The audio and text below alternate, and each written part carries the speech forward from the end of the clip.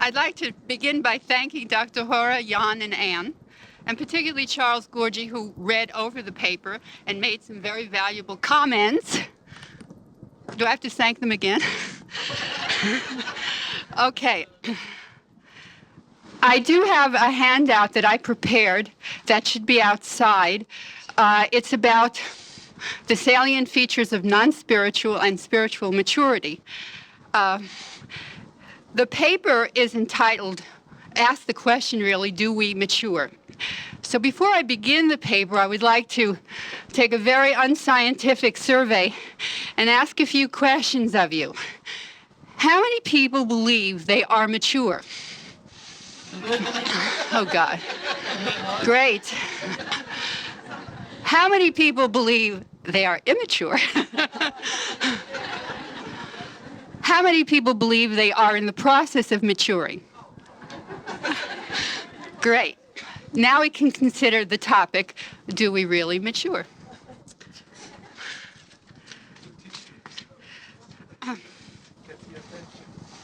The thread common to all the issues of non-spiritual maturity is change.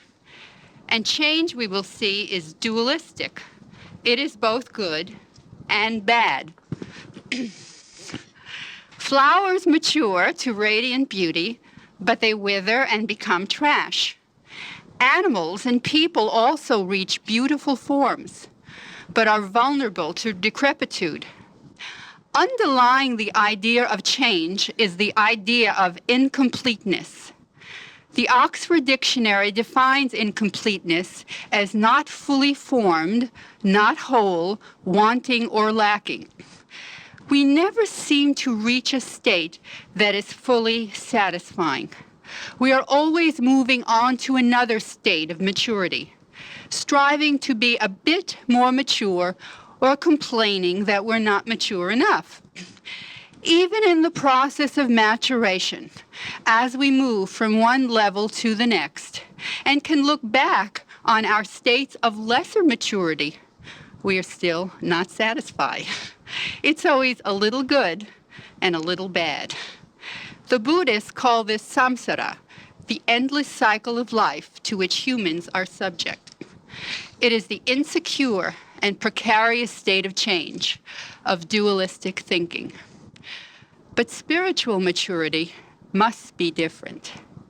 By its very name, spirit, we can discern that spiritual maturity is a quality which comes about by the grace of God. There seems to be two aspects we need to understand. The first we can call maturity of spirit, what spirit already is. The second is our understanding of spirit, our spiritual maturity. Without the first, without the understanding that spirit is already mature, we would be spiritually immature. But with the knowledge that spirit does not change, that it is already perfected, and as spiritual beings we are already perfected, we are lifted into a state of consciousness that can allow spiritual maturity to happen within us. Therefore, while non-spiritual maturity is a state of readiness, vulnerable to change and never remaining in one state for long, spiritual maturity is a state of all readiness, a secure perspective that is firm in the knowledge of what God already is. And I'll quote Charles's letter. This redeems us from the cycle of change and craving for change. Spiritual maturity is a process of discovery. In the process of realizing the perfection that already is, we discover our perfection. The Bible defines our spiritual maturity as, "Be ye therefore perfect, even as your Father which is in heaven is perfect." The issue of spiritual maturity cannot be fully understood until we understand the meaning of our believing that we mature. And I'm quoting Charles again. In non-spiritual maturity, we think it is the individual who changes. We see ourselves as separate and believe we mature because we believe what we see. We see everything in terms of ourselves. Even the unfoldment of good can be made into self-confirmation. We tend to take everything at face value. The changes we see in ourselves, in our body, in our job, in our social status, we take as evidence that we are autonomous, independent, physical beings, having more or less mental, physical, emotional, or social maturity. And now I'm quoting Charles for the last time. Spiritual maturity. I keep interrupting. It's nerves. Spiritual maturity is not change in what the individual is. It is a change in his perception. It is a gradual process of realizing our true nature as living souls. It is a process that takes place in consciousness, not in the body and not in the emotions. Non-spiritual maturity comes from a perspective of incompleteness, not fully formed, not whole. And even if we were to strive to become more and more mature, with such a perspective, we would still always be incomplete. But spiritual maturity is realizing that we are not moving from incompleteness to completeness. We are already complete. We are already whole.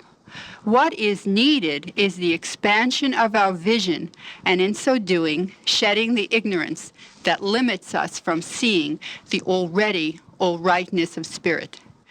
When Dr. Hora says, on the spiritual path, we go from good to better, he doesn't mean that we're incomplete. What is meant is that on our journey to discovering reality, we realize the perfection that already is and has always been available. This expansion of understanding does the improvement in our lives. Ultimately, we know that we are what we aspire to be. We are love. We are intelligence. We are truth. We are beauty. We are perfection. The inevitable fruits of spiritual maturity is freedom. Freedom to be what we are already. Freedom from ignorance, freedom from reacting, freedom from disease, and freedom from believing that we are mature or are not sufficiently mature. Really realizing our spiritual perfection is maturity and is indicated in compassion, which has been spoken about several times today. We understand the lack of understanding in others and are free from reactions. We are also free of the hypnotic effects of ignorance and are in the world, but not of it. Our tendencies to be defensive, aggressive, condoning are abolished. We are no longer seduced by the thoughts of the world. Another characteristic of our freedom is a non-personal perspective. We realize that God is our life and not people and things. We do not impose nor influence people, and people do not impose nor influence us. We are free from the tiresomeness of seeking confirmation through ourselves and through others. When we are truly spiritually mature, we realize that God is all there is, and then we are free to love God freely. We live from moment to moment, relishing the bounty that is continuously available to us, never calculating nor doubting that the very next moment would be less abundant in spiritual good. Here is a story to illustrate spiritual maturity and to conclude this paper. There was a young art teacher who, on her very first day of teaching, faced a class of mentally and emotionally disturbed youngsters. Upon looking at them, she realized that they were loved. She did not love them, but they were already loved, lovable, and loving. Therefore, they were precious and needed to be given the best education possible. This realization affected her teaching from then on. Several years later, in another school, this idea was expanded when the teacher saw the living soul of one of her students. The 10th grade, 14-year-old, mentally slow girl was no longer that to the teacher. The girl was love, was beauty, was intelligence. The girl's artwork and her very presence attested to these qualities. She seemed to blossom like a flower each day. The teacher confidently asked the school principal if he would consider retesting the child. She had been in classes for slow youngsters ever since she was originally tested in kindergarten. Reluctantly, the principal told the art teacher that this was highly irregular, but he conceded. The girl was tested and discovered to be gifted. Within one day, with the consent of her parents, the girl was admitted to a class of very bright youngsters. New York City Board of Education for you. Interestingly, the girl made the transition smoothly, as if she was bright always. Realizing the specialness of what had occurred, the art teacher spoke to no one about this. No one seemed to notice either. How is this story applicable to our discussion? The art teacher had a glimpse of the inherent capacity for spiritual maturity in the girl. In turn, in this situation, the art teacher was also spiritually mature. Spiritual maturity is understanding. The understander realizes the perfection of the understood, and all indications of immaturity dissolve. The understanding of what really is abolishes what seems to be. This story illustrates that in the kingdom of God, there are no developmental stages. There are no people to pass through developmental stages. There is no mental nor physical lack. If we were to ask the question, do we really mature? We would answer no and yes. No, because spiritual beings are already living souls, are already expressions of the perfection that God already is. Yes, because it seems as if spiritual maturity requires that we go through the process of expanding our awareness, so that when we realize we are spiritually immature, we can turn our thoughts to perfection. Every time we turn from ignorance, from thoughts of incompleteness, from thoughts of self-confirmation, we are spiritually mature. To paraphrase 1 Corinthians 13:11, when I was a child, I spoke as a child, I thought as a child. But when I realized I had always had the capacity for spiritual maturity, I put away childish things. Thank you.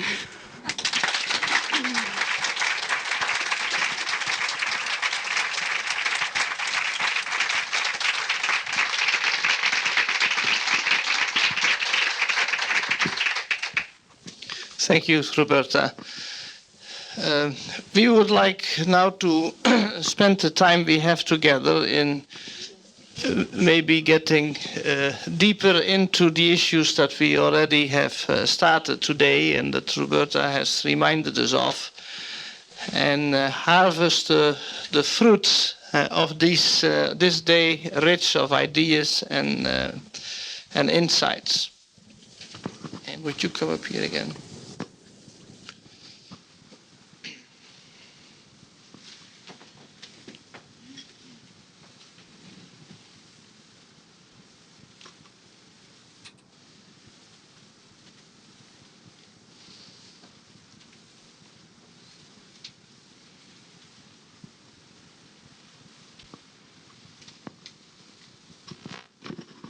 I would be interested in understanding better what it is that becomes interested in spiritual maturity.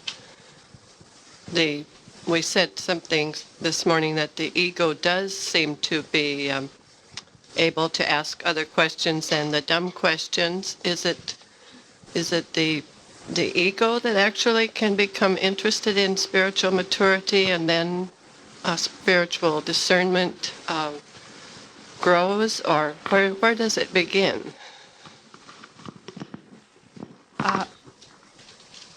I have an idea that, at least in the example of that art teacher, I think that aesthetic appreciation is something that even the spiritually immature has.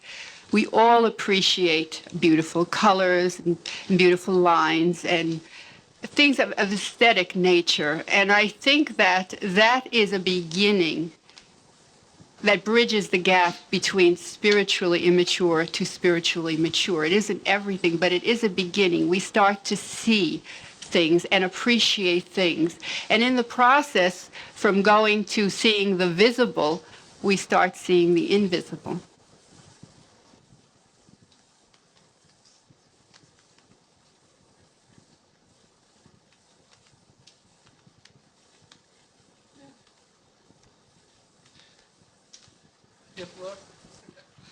Has your question been answered? I don't think fully that I'm still seeing the bridge. That was helpful, Roberta, but from the ego, which asks the dumb questions, what's next then that gets us interested in the intelligent questions? Well, I think we have a tendency to think structurally, and that betrays a psychological and psychoanalytic background in education. We say, well, is it the ego, or is it the it, or is it the superego? Who does what? Of course, there is no such thing as an ego, you know. There is no such thing as an it. There is nothing. There is just consciousness, which is more or less responsive to spiritual reality. There is a story about a lady who had a boyfriend who was an artist, and he thought he was very spiritually mature, and he had aesthetic appreciation as such. And this lady says he is so immature that when he enters the elevator and pushes the buttons, he waits for bubble gum to come out.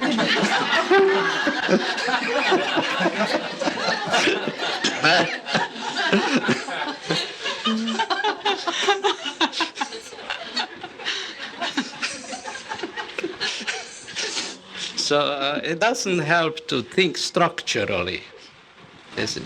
Yes? It's just consciousness, and consciousness is expanding and is responding. Some people respond more readily and are ready for it. Anne has described it. You talk of metapsychiatry to a group of people, there will be some people think, what the heck is he talking about? And some people respond. It's a mystery. There are all sorts of theories that some people are ready to appreciate spiritual values, and some people apparently have to go through maybe several lifetimes until they will be ready. But the structural approach to reasoning it out will not be helpful. Just create confusion. Don't look for bubble gum in the refrigerator. I'd just like to clarify and see if I've really got it. I thought for a while this morning I had understood spiritual maturity fairly well, and I'm starting to get a little confused. This morning, my understanding was that if there is an interest in spiritual values, essentially there is already spiritual maturity. If there wasn't any there to get to and there was no process and we were all complete, that essentially the spiritual maturity was already there. I'm not sure, and somehow I'm starting to get the impression that there is a process, that there is something going through that is something different than just the awareness that you are interested in spiritual things. Could you clarify it a little bit further? Do you understand what I'm saying? You want to clarify the difference between being interested in spiritual values and developing a full awareness, and so that you are spiritually I thought mature? you were saying this afternoon that spiritual maturity was a process. Somehow, Yes, it is a process, but we have to be aware first that spirit is already mature. We have to start from that base, that Okay. spirit is already perfect. We are in the process of discovering that perfection. Spirit doesn't improve. Our vision expands. so you're describing the process of the increasing awareness of the spiritual maturity, and the essence that when we are interested in spiritual things, that's just as the beginning of the maturity. It's always just the beginning of it. Right. Okay. That's exactly.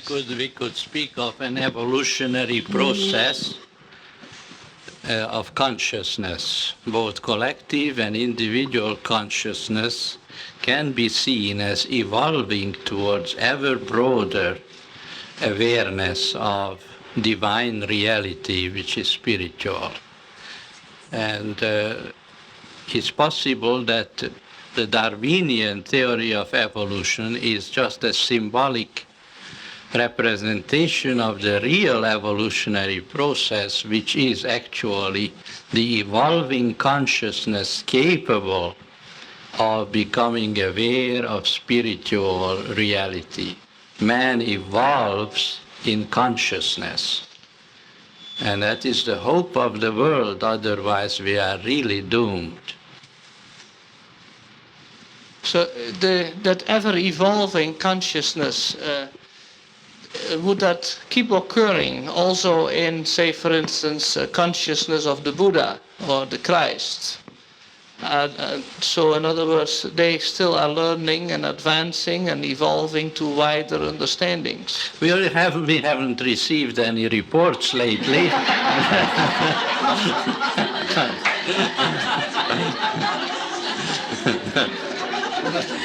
But you know, ascension and nirvana, in which Buddha disappeared to, these probably are ways of saying that certain individuals far advanced of the rest of humanity have reached a point where their material appearance dissolves and they become pure consciousness. And perhaps they have achieved the ultimate. There may be at some point a line to be crossed. A line to be crossed? Yes. What do you mean? Well, that there is A line, yes. Beyond which there is not the immaturity anymore. Yes, well, all immaturities are just appearances, Yeah. Anyway. So, I feel sometimes, in response to some of these questions that come up, like a story I heard of a rabbi who was on his deathbed, and his students were all lined up, the smartest one closest to him, and down to the stupidest one who was at the foot of the bed. And as he was about to pass on, the smartest student said, "Rabbi, tell us the meaning of life." And the rabbi said, "Life is a river." So the word passed down among the students what the rabbi had said. It got down to the dumbest student, and he said, "Rabbi, why is life like a river?" So the question got passed up the line and to the smartest one who asked the rabbi, and the rabbi paused for a moment, and then he said, "So it's not like a river."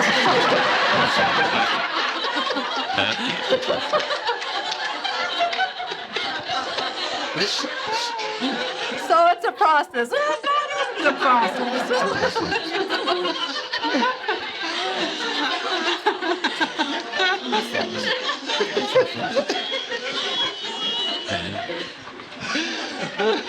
Now what is it, a river or what?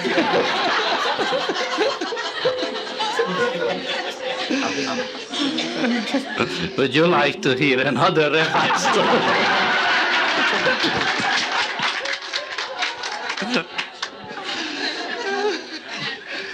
there was this rabbi. You know, I want you to know now he gets close to the microphone.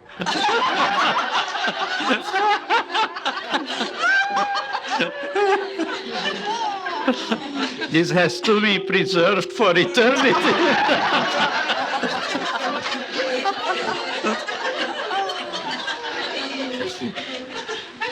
There was this rabbi who was praying in front of the congregation with great fervor and passion and crying out, "Oh Lord, I am nothing, I am nothing."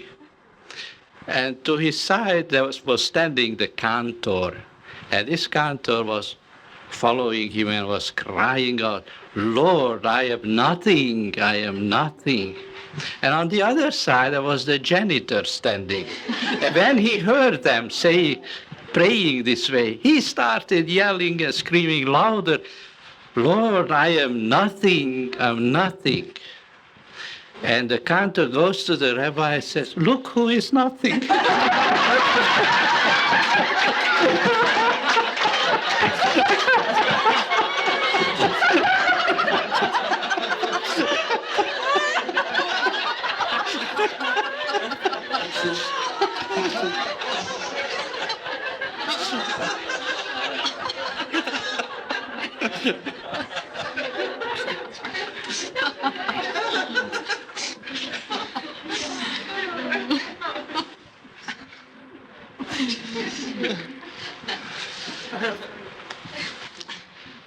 Are there any more rabbis?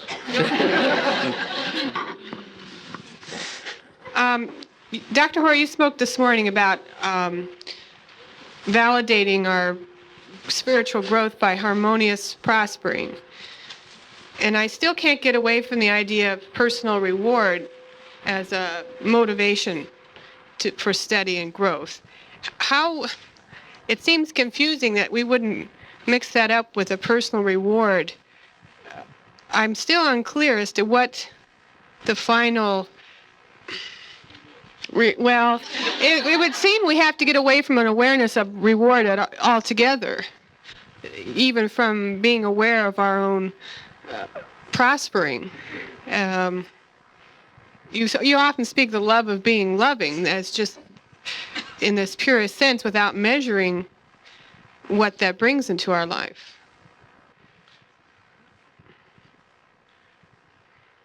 How would you, I guess I need to know how to get away from the issue of personal reward and constant measuring, making it so personal in the fruits. Well, nobody spoke about harmonious prospering being a reward. Well, it's a validation then. Nobody said that. What was said is that spiritual maturity at some level manifests itself as harmonious prospering. It's not a reward, it is a manifestation. It's not something that we get, it's something that expresses itself in life. When an apple tree bears beautiful apples in its season, this is not a reward for the apple tree for being an apple tree, a good apple tree. It's not a reward. It is just a natural unfolding manifestation of its essential nature. So we would just, then we would lose our awareness of it as a reward, but rather just the natural process of... Yes. The whole idea of reward is an immature idea where one sees oneself as the recipient of some favors from somebody else. And that is also a religious idea. In religion, we pray to God to reward us with his goodies. And that is a rather immature idea about God. reward, but that doesn't mean to say that spiritual maturity doesn't yield a rewarding manifestation. Yeah, well, it would be better to avoid that word altogether. Right, but the conclusion that one mistakenly draws is that there is not something very, very good manifesting itself. Yes. The idea of reward is actually interfering with the clear perception of the goodness Yes. of spiritual maturity. God is not a reward and punishment system. What kind of system is God? It's an is system. God is an is system. Yes? Excuse me, I'd just like to make one comment about that. And back to the paper this morning, where you see that if you look at some lovely abundance, and you look at it with the question in your mind, how am I doing? Oh, this is how I'm doing. Then you see it as a reward. But if you look at it with the question, what's what? Then you see beauty, harmony, abundance, goodness. In other words, you see a message about life. And it's simply a matter of recognizing that when you let yourself look out of the context of the wrong question, you corrupt. You rob yourself of seeing what's there. And if you want to rob yourself, you can. But in other words, it's a paradox, because when we see ourselves as rewarded, like the disciples did, they're actually robbing themselves, because they can see something much more and much better and much truer, which is they can see what really is. Dr. Hora, yesterday we spent the day with Jan in the meditation workshops, and you have said always that prayer and meditation and study is the way to progress on the spiritual path. I'm not quite sure that how to formulate the question, but I would like to know if you could bring yesterday and today together a little bit for us. Some of us, we all seem to understand what contemplative meditation is pretty well. But when we go to the next two phases, it becomes somewhat elusive and confusing. And how can we grow in spiritual maturity by the fact that there is such a thing as existential meditation has been defined and spiritual meditation has been defined for us? I just would like to know if these ideas can be expressed in a meaningful way to help us grow in spiritual maturity. Well, I've explained it to you several times, Lynn. Yes, Jan, you wanted to? Well, you have explained it several times to all of us, but we still need to hear it again. There's an interesting thing that there's a tremendous amount of resistance to the idea of being here for God. We all wouldn't object if God were here for us. But it's really very hard to commit ourselves to a mode of being in the world where we are consciously and consistently aware of the fact that we are here for God. Now, the only way, this requires practice. Existential meditation means that you are endeavoring to conduct your affairs in such a way that you're not here for yourself, you're not here for others, you don't expect others to be here for you, not even God. You are here for God. And when you consistently keep that in mind and endeavor to live that way, this is existential meditation. It's a total wipeout of everything that you were thinking before and the way you saw life before, but it is a fantastic step forward. And then beyond that, you will go into spiritual meditation, where you will discover you're complete at one-ment with God. Now, in existential meditation, you wipe out the world. In spiritual meditation, you wipe out yourself.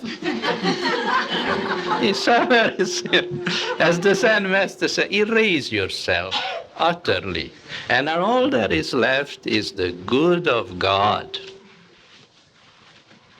Okay, please? One more. Yes. Is existential meditation, is this correct that it is not without words or without thoughts, but spiritual meditation then proceeds to without words, without thoughts? Is that correct? There will be less and less words. And more living and loving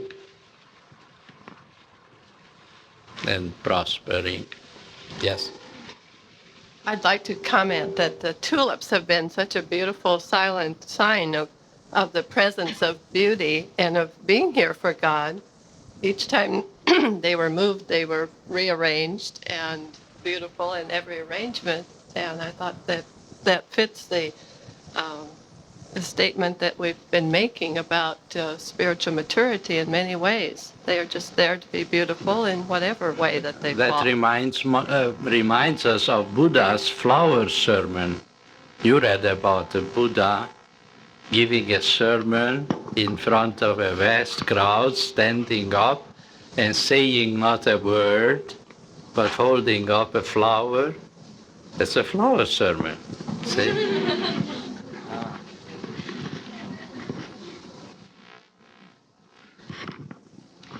Roberta, I was interested in your story about the student whom you recognized as The young art teacher recognized. Oh, well, all right, sorry. The young art teacher.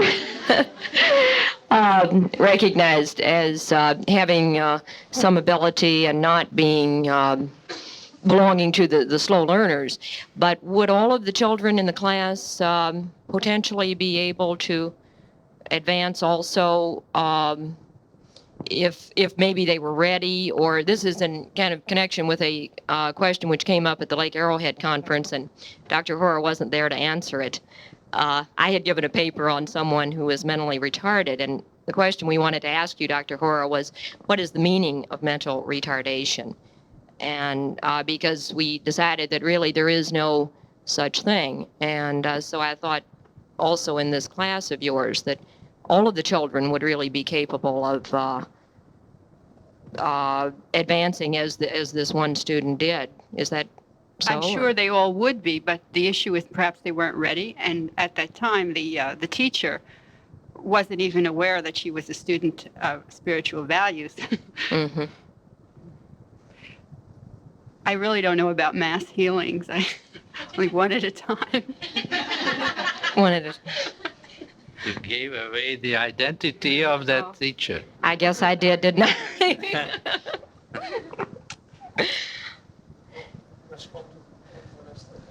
Mental retardation, I cannot respond specifically, but you can say, as we said before, in general, the physical is mental, whether it's the brain or whether it is the shoulder blade or, or the legs or the hip bone, whether everything physical is mental.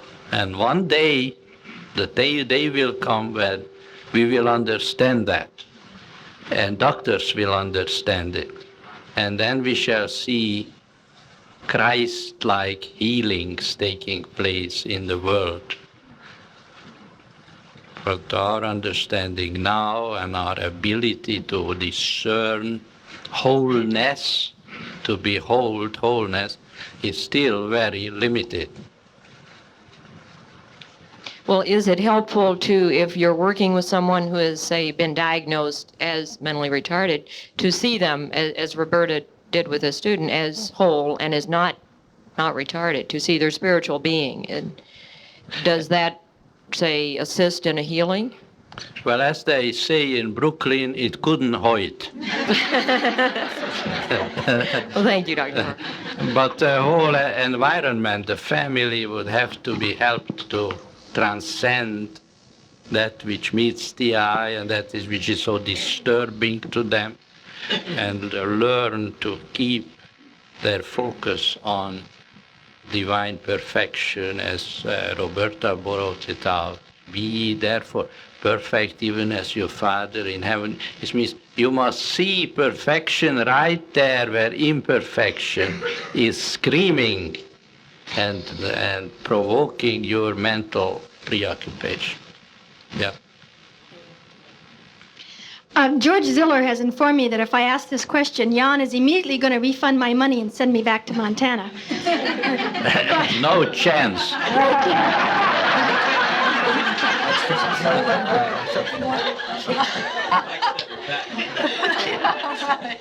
And I don't mean to be facetious when I ask this question, but how come, Dr. Hora, you've not been on the Johnny Carson show? What I mean by that question is, and you sort of alluded to it, but the mystery for me is, what does it mean that the world in which we live in is crying out? People in Montana are crying out for the principles of metapsychiatry. And here I am in California, state of 10,000 on my right side and 10,000 on my left. And there are so few people here. I do not understand the mystery that you already alluded to, and I would just like to ask you to respond to how you see your role as, I guess I have a personal involvement of wanting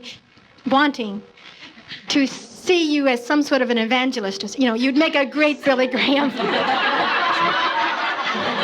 You could build a better hospital in Oral Roberts. The other thing is, this is not arsenic. I'm not complimenting you. But I am, anyway, that's about as clear as I can make it.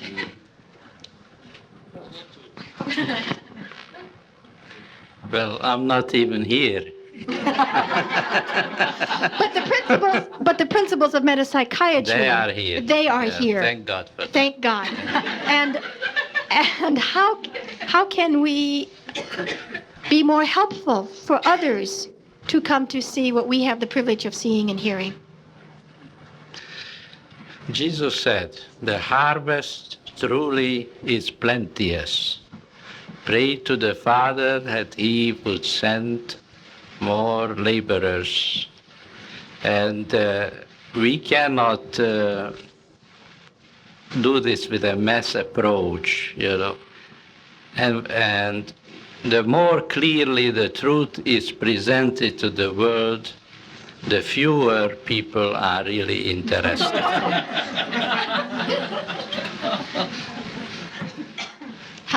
But salvation is individual.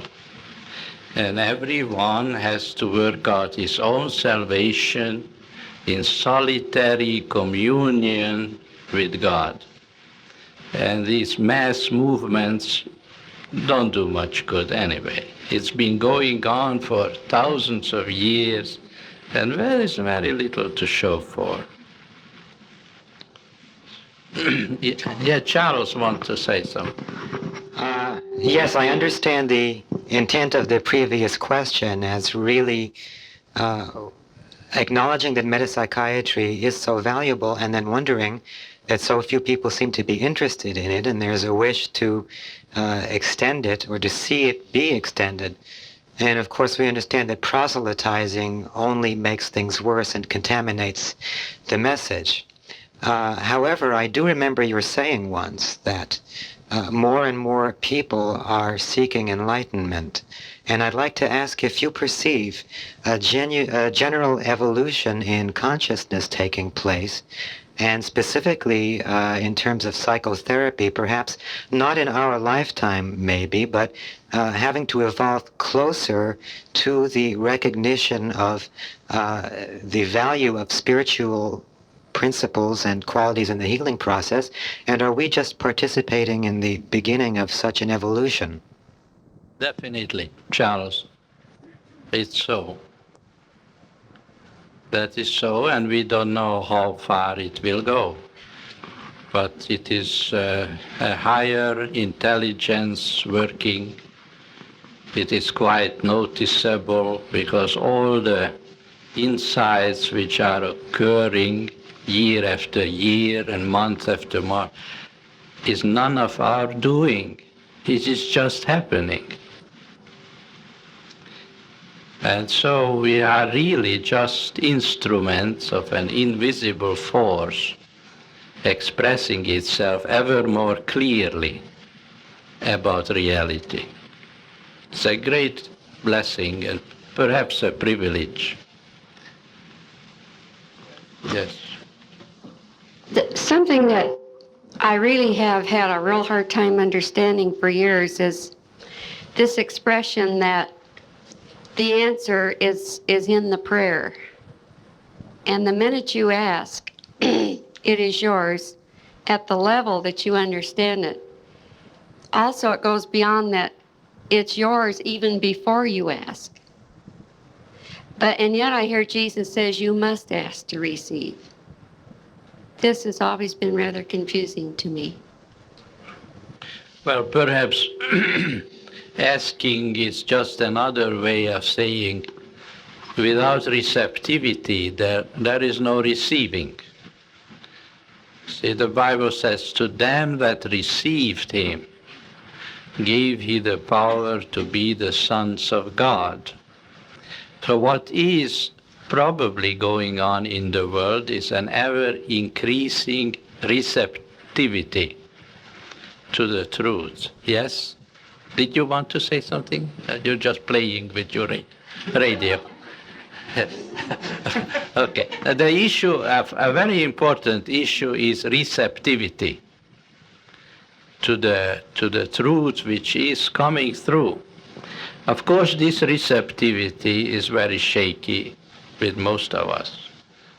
As Anne has explained it, we are blocking the receptivity by our various temptations for personal mind power. It is so very tempting to become healers, to become famous, to influence people and lose friends.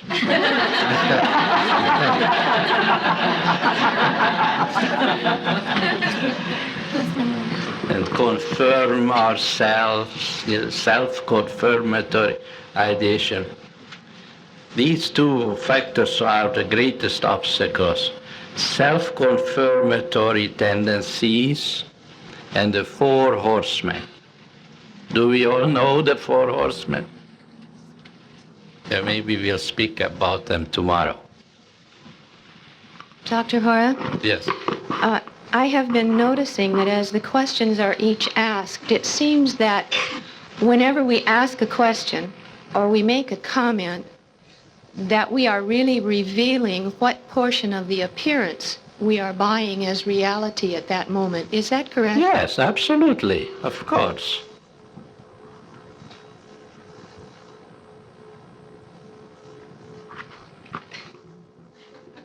I'm struck by the silence. No one will ask any more questions now. That clinches it.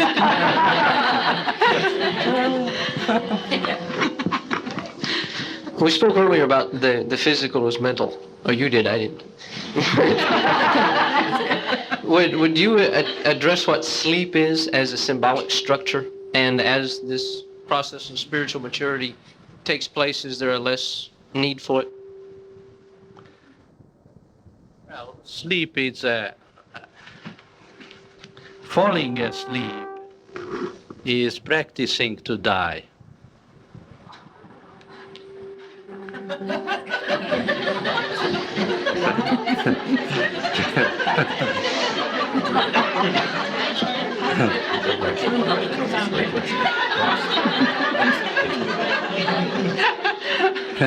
all going to have sleepless nights now. And sleeping is really thinking in pictures. And some people sleep all the time. There is daytime sleeping and nighttime sleeping. As long as we are in the habit of fantasizing and making images in our minds, we are really asleep. And just at night we sleep a little deeper than during the day, but it's all sleep. The universal activity of the human race seems to say that there's a need for it. Yes. But actually there isn't. What is the structure that it symbolizes? What is the body saying? Well, the body is saying many, many things which the human race has invented as important. It is reported that certain enlightened individuals have very little need for sleep. Well, some of us need more sleep, depending on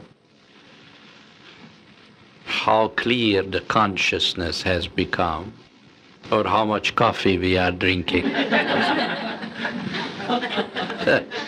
Thank you.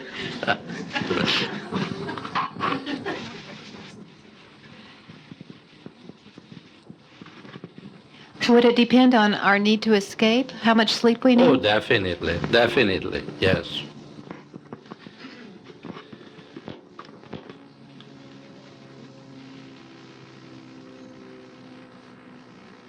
Dr. Hora, we've often said that when you fall asleep, the ego is more off guard, and so therefore the wrestlings in the night or dreams or disturbances in sleep can be very revealing about the mode of being that we have during the day.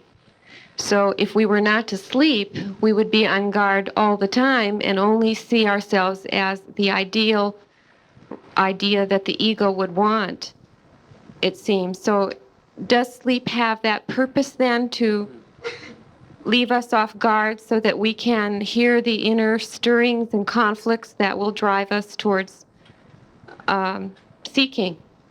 As I mentioned to Phyllis, it is not helpful to think in terms of the ego as it were something that it can do this and it can do that.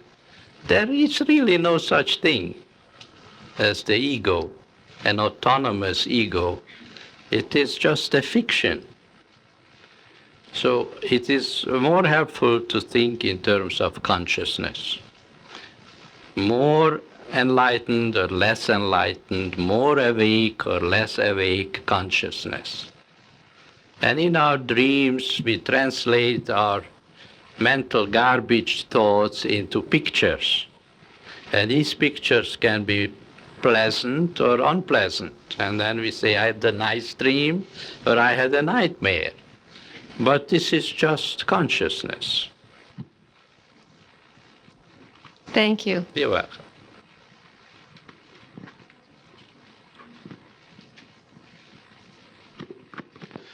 Dr. Hora, I have a question about meditation.